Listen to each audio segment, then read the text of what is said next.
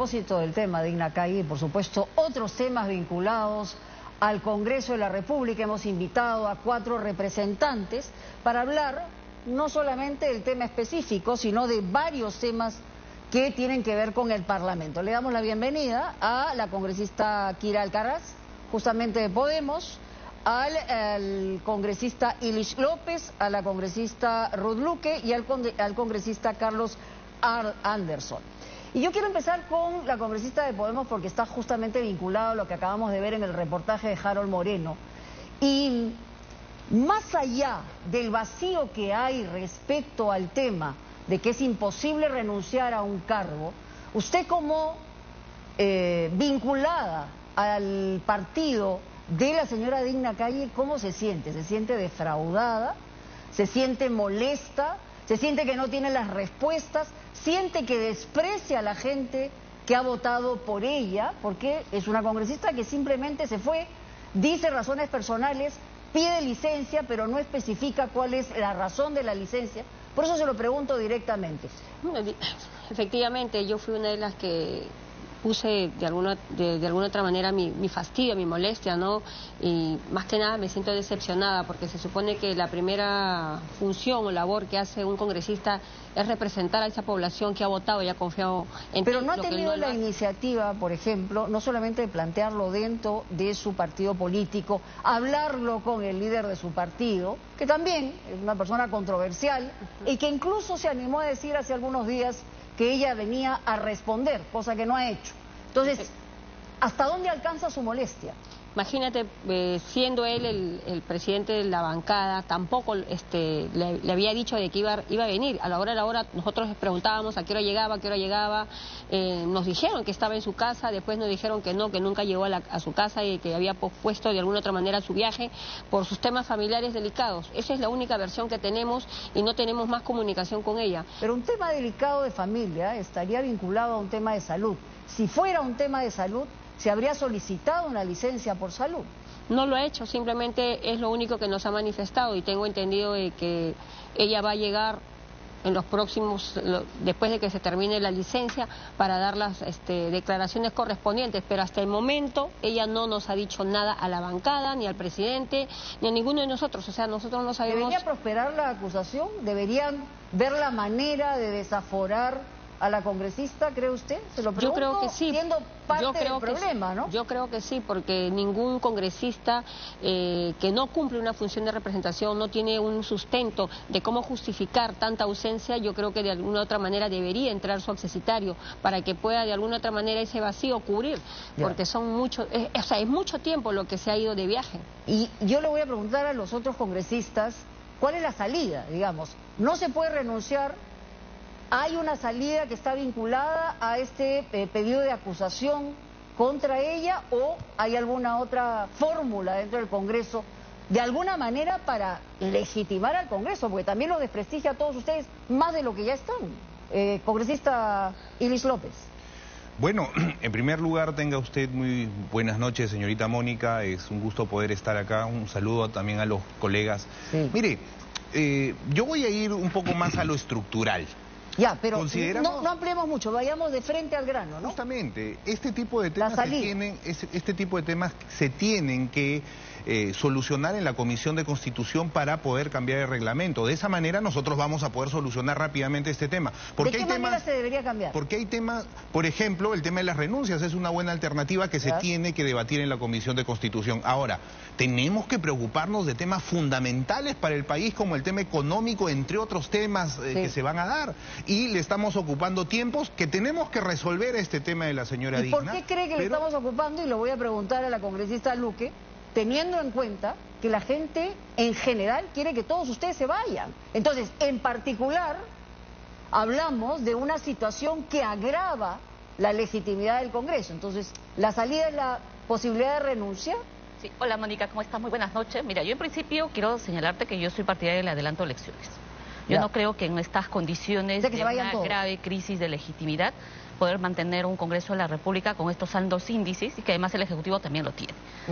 Así que yo me ratifico en esa propuesta. dentro de lo que hoy estamos viviendo? Yo creo que hay que volver a retomar el debate. Me parece imposible con esta poquísima, algunos creen que puede el Congreso mantenerse con este 1 o 2% de aprobación. Yo no comparto ese criterio. Creo que cuando las instituciones no tienen esa legitimidad y reconocimiento de la ciudadanía, sumado además por un conjunto de acciones de varios congresistas. ¿Pero cuál debería ser el camino? ¿Retomar qué? Para mí retomar el tema del debate de la elección. Ya, pero ¿ustedes van a presentar alguna iniciativa en ese sentido? Nosotros vamos a presentar una iniciativa, por lo menos somos de esa parte, la congresista Susel Paredes, la congresista Sigrid Bazán, mi persona, la congresista Nieves Limachi, deberíamos estar presentando la siguiente semana un proyecto. Pero si eso no tiene respaldo y votos, simple y llanamente no va a ser posible. Mira, más allá, yo sé que... Puede ser un gesto político, pero le pregunto sobre cosas que son viables. Sí, pero sobre ese proyecto, en el caso nuestro es una decisión política, por lo menos de las congresistas que he mencionado y la mía, de que se vuelva a colocar en agenda el debate frente a la grave crisis de legitimidad. Sobre este tema en particular que has preguntado, hay dos temas que yo quiero señalar con mucho énfasis. Lo primero es que hay un vacío alrededor del reglamento del Congreso. Bueno, todos el tema de las licencias tienen que tener, digamos, un nivel de regulación clara y específica. Las licencias en el marco del reglamento del Congreso, Mónica, están establecidas por salud. La pregunta es, todo este tiempo que la congresista se fue, ¿quién autorizó sus votaciones en el Pleno del Congreso? ¿Quién autoriza las votaciones virtuales? Pero recién han reaccionado todos los congresistas, ¿sabes? Porque no. Nosotros digamos, la prensa, desde hace muchos meses se hablaba de estas licencias sucesivas. La última vez es lo que ha generado la reacción. Entonces, este es un tema que sí se abordó en su momento, cuando salieron temas de varias otras licencias. Porque incluso, en su momento, se discutió este tema de la presencialidad y la virtualidad. Que recuérdese, la virtualidad, en el marco que tenemos actual, sigue siendo, no es la regla general. Otra cosa es que en la práctica eso se haya vuelto como la regla general. Pero ahí claramente necesitamos que esté regularse de manera precisa y creo que también hay una decisión política de cada congresista que cumpla sus deberes funcionales, a los que está llamado de ser más allá de los vacíos que existen. Ahora, la mesa que tenemos hoy no está representada en la mesa directiva. Justamente podrían decir que son, digamos, los perdedores de la elección de la mesa directiva. Yo quiero preguntarle al congresista Anderson, en el tema específico, por ejemplo, de la aprobación de la autorización de la salida de la presidenta Dina Boluarte a Brasil. ¿Considera usted que es pertinente, digamos, como algunos señalan, desafiar al orden constitucional con una salida a través de esta aprobación? ¿Es posible? ¿Usted votó por esa salida? No, yo voté en contra. A ver, los constitucionalistas señalan que esto tiene pues grandes deficiencias desde el punto de vista constitucional. Desafortunadamente, tal y como lo entiendo, una ley se presume constitucional hasta que se demuestre lo contrario. Correcto. ¿No es cierto? O sea, hasta que el Tribunal Constitucional no define, efectivamente, tiene ese vacío y ese espacio para salir. O el Congreso sencillamente la derogue, ¿no es cierto? Ya. Bueno, entonces en esas circunstancias, claro que aquí ha habido pues todo un cálculo, porque todo esto está hecho pero meticulosamente pensado para darle una apertura, una posibilidad de que la señora salga de viaje, ¿no? Y yo creo que es una provocación, meticulosamente pensado por quienes respaldan, digamos, al Ejecutivo. ¿Usted no lo respalda? Por supuesto que no, por el oficialismo, ¿no? O sea, el nuevo oficialismo, ¿sí? Ya. En este caso coincide, digamos, con la mirada de algún sector de la izquierda. Sí, mira, mi mirada no es de derecha o de izquierda, es simplemente de la razonabilidad, ¿no? Y la constitucionalidad de los temas, ¿no? Yeah. En este caso me parece clarísimo que la señora, primero que nada, fíjate, yo creo que su verdadera preocupación debería ser cómo hago para convertirme en una presidenta de todo el país y no es solamente 3/4 del país, ¿no? O sea, si tuviera algún tema realmente... del país? ¿Usted cree que representa la presidenta Boluarte o menos de ese 3/4? O de repente menos, de por eso se lo pregunto, claro. No por el otro ángulo de la pregunta. El hecho es que todo el sur del Perú y otras zonas del país sencillamente ella no puede ir. Entonces yo lo que creo es que ella debería buscar tener un poquitito, digamos, de no sé, de capital político, ¿no? Para ir y decirles, yo estoy aquí, yo estoy dispuesta realmente a cerrar las heridas, ¿no? Heridas que están ahí abiertas porque sencillamente 7 meses después... ¿Cuál sería el gesto que acompañaría a la necesidad de cerrar las heridas? Bueno, lo primero que tiene que hacer es ir, estar allí, buscar, pedir un perdón que venga realmente acompañado. Sí, pero un perdón, por acaso, mil disculpas, y seguimos exactamente en lo mismo. ¿Acaso ha habido alguien que haya pagado el costo político de los errores, de los crímenes, etcétera? Nadie. Ha habido realmente, por ejemplo, un gran anuncio, ¿no?, de decir, miren, no podemos haber normalizado, como hemos normalizado, que el 70% de los niños en Puno tengan anemia. Hemos normalizado que solamente en Puno, solamente 20% tenga agua clorada, etcétera. Podría generarle esta situación y otras una inestabilidad en la posibilidad de llegar hasta el 26. Yo creo que, fíjate, en el Perú, como sabemos, un día es un año en política, ¿no? La pretensión de ir al 26... Sobre todo por la clase política que tenemos. Sobre todo con la clase política que tenemos, efectivamente, ¿no? Entonces, la pretensión de ir al 26 como único gran objetivo, independientemente de lo que pasa con el país, la idea de seguir viviendo en una especie de mundo paralelo, donde la economía es magnífica, donde se anuncia, por ejemplo, el 28 de junio, no sé si se dieron cuenta, pero se anuncia, por ejemplo, el inicio de un informe técnico, ¿no? O sea, dice, ¿esa es la inversión? Ok, y a propósito de la presidencia del Congreso, más allá del tema del Ejecutivo, yo quería preguntarle también a la congresista Luque, lo que representa hoy la nueva mesa directiva encabezada por el congresista Soto. Apenas, digamos, ha sido elegido, se ha exacerbado la cantidad de denuncias que apuntan hacia él. E incluso hay un tema específico que lo alude respecto al tema de la prescripción de los procesos judiciales y que él se acoge teniendo en cuenta que se había quedado mudo, callado. ¿Esto cree usted, congresista, que podría generarle a él una salida, una censura? Primero, Mónica, yo no creo que esta mesa directiva sea un gran cambio de las otras que han habido. Yo no veo ningún cambio. Esto más bien es la expresión de... ¿Usted cree que es una continuidad? Es una continuidad y es quien permite el sostenimiento del gobierno ilegítimo de la señora Dina Boluarte. Y con relación a tu pregunta específica, yo quiero recordar que esta ley... pero constitucional. Sí, ilegítimo. Y quiero recordar sobre esta ley... Pero para hablar con precisión. Sí, quiero recordar sobre esta ley que se dio.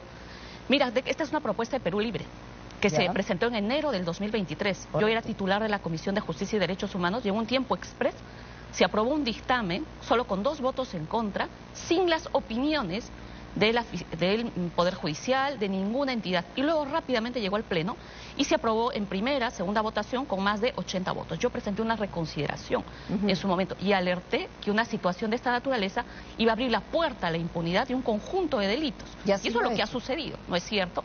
Entonces, ahora, usted conoce al monstruo por dentro, ¿no? Así, entonces se ha dejado al sistema de justicia, al Poder Judicial, sin mayores herramientas, porque lo que han hecho, ¿no es cierto?, en varios casos, en varios delitos donde se puede beneficiarse de esta suspensión de prescripción, porque el plazo máximo que se ha agregado en el artículo 80 del Código Penal es de 1 año, es que ha permitido casos, no solamente los que se ha aludido al actual presidente del Congreso, sino también de otras personas como Joaquín Ramírez, ¿no es cierto?, que también se ha beneficiado. ¿Cuál es el mayor riesgo para mí de esta norma? Es porque aquí, digamos, por ejemplo, altos funcionarios, por ejemplo, que hubieran procesos de antejuicio, juicio político, antejuicio concretamente de delitos, podrían beneficiarse.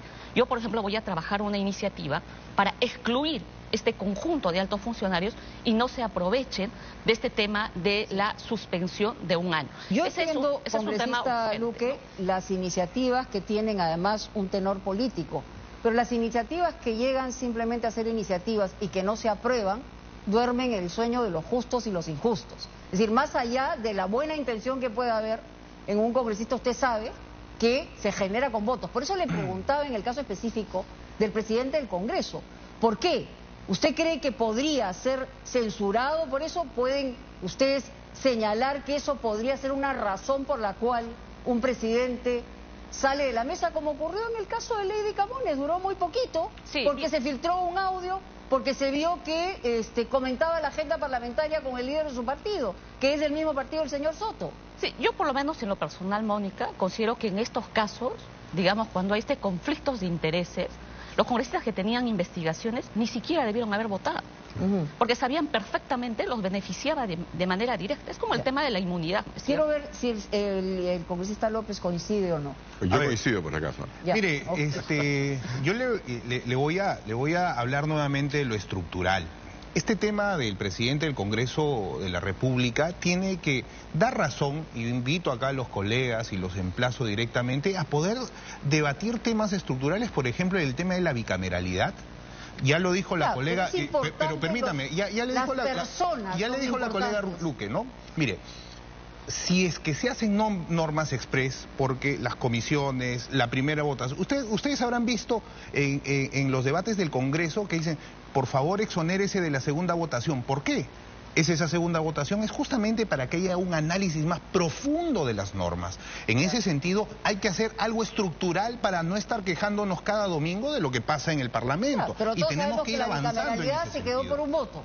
Y entonces, ¿qué es lo que podría ocurrir para que esto eventualmente se apruebe? Yo podría coincidir con usted, pero hablamos también de las personas que conforman el Congreso, ¿no? Usted inicialmente también ha estado criticado por estar vinculado a una especie de brazo político del gobierno de Castillo como parte de los niños. Entonces... Y yo le agradezco la pregunta, gracias. No, es que no le he preguntado. Lo que digo es que las personas son importantes dentro del Congreso. Por eso es que más allá de las estructuras, que todos entendemos son razonables, las personas son las que generan los debates, las discusiones y se aprueban eventualmente las leyes que deberían ser en favor del pueblo, ¿no? Yo le agradezco sobre todo por respetar esto que es la Constitución Política del Perú en su artículo 2, en el numeral 24, respecto a los derechos fundamentales de la persona.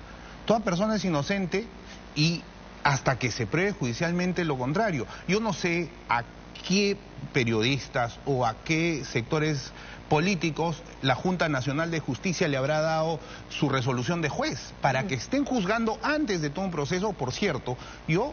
los periodistas no juzgan, lo que generan son indicios y al final las investigaciones... Sí, lo que sucede es que también tienen que decir, señorita Mónica, que nosotros particularmente, yo he llevado con total transparencia ese proceso y me he llenado a todas las investigaciones con la transparencia debida.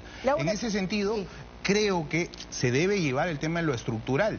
Particularmente estoy en pleno derecho de mi ejercicio como congresista de poder plantear este tipo de debates que son estructurales. Yo estoy de acuerdo con usted, pero yo quisiera que me responda cosas también, no solamente coyunturales, sino específicas. Por ejemplo, están planteando el retorno de la inmunidad parlamentaria. ¿Qué piensa usted? Mire, cuando el colega me pidió que yo firmara el proyecto de ley, yo no lo firmé, porque en principio considero que justamente por las investigaciones que se están dando, no es un momento adecuado como para poder poner en debate este tema, que es un tema histórico, no solamente... está de acuerdo, pero no es el momento adecuado, según... O sea, no es, pero es estructural, es coyuntural. Cuando me pida la interrupción, con gusto se la doy al señor. No estamos en el Congreso, perdóname. Aquí no hay un minuto y medio. Pero permíteme, déjenme explicar. Ya sé que están 2 contra 1, pero permítame explicar, por favor. De verdad, no tenemos tanto tiempo. Mire, le explico puntualmente.